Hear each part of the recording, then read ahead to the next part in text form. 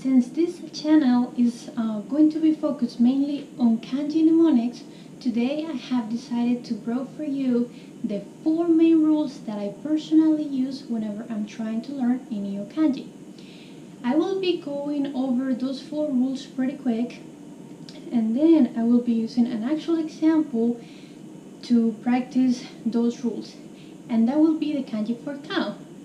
Moo. So those 4 rules are: number 1, radicals; number 2, mnemonics; number 3, stroke order; and number 4, context. So let's start off with the very first rule, radicals. So in order to find out what are the radicals for the new kanji that you're trying to learn, I highly recommend you to use jisho.org or Imiwa, which is an app for your phone. So I will be using Imiwa for this kanji.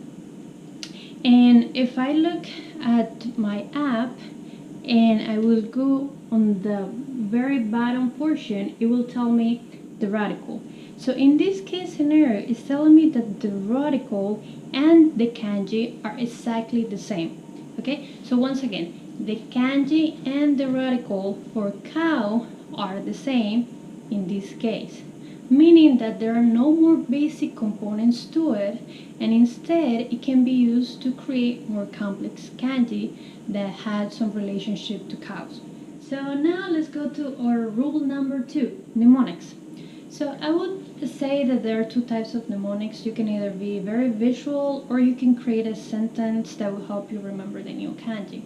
In my case scenario, I prefer to be visual. So now I'm gonna try to draw a cow on top of the kanji for the cow. So we start off with the horns here, here, here. Then you can just draw big eyes. Then you can do a big nose here, and then just make the body and then the black spots. And then that's my cow! Yay! Well, maybe. So I hope you guys have much better drawing skills than me. But the point here is to try to visualize the image of the cow and the actual kanji for cow. So now we're going to do our rule number 3. And once again, in order for you to know the stroke order of a kanji, you might want to use a dictionary. So let's start. So for the kanji for cow, we're going to start with the horn. Then our first horizontal line, left to right. Then our second horizontal line, left to right. And then we're going to draw the division of the cow's face. Whee! Just like that.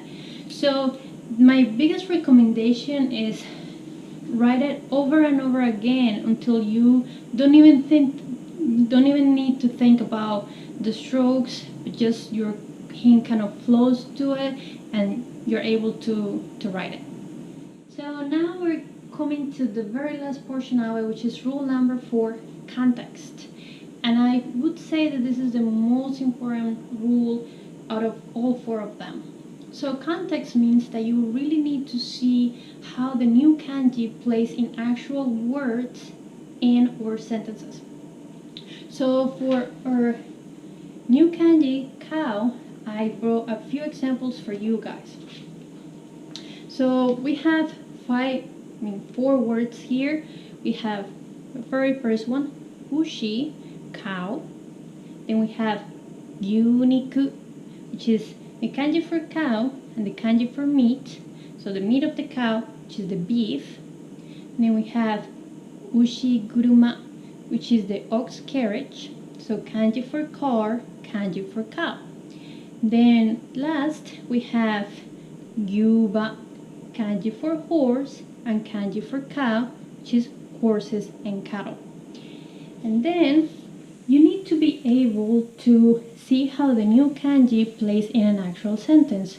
So this is the example sentence that I got for you guys today. Kare wa gyuniku ga suki de wa arimasen. So here we have the new word we just learned, gyuniku, which is beef. He doesn't like beef. 彼は牛肉が好きではありません. Okay, so with that, we're able to come to our very last rule. So now this is homework time. But first, let's go over last week's homework, which was this kanji.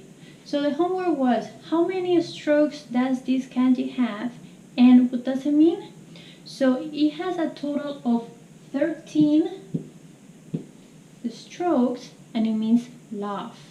You will be able to see this kanji all over the place when you're learning Japanese, so I recommend for you guys to learn it. And now we're going to see this week's homework. And the homework is, can you create a mnemonic for the following kanji? This kanji means mountain and it's read Yama. Can you make the mnemonic for it? Type that in your comments. So if you like this video, please give it thumbs up. Also type any comments, subscribe to my channel, and if you know someone who's learning Japanese and this video might be helpful for them, share it with them. Thank you guys and see you next time.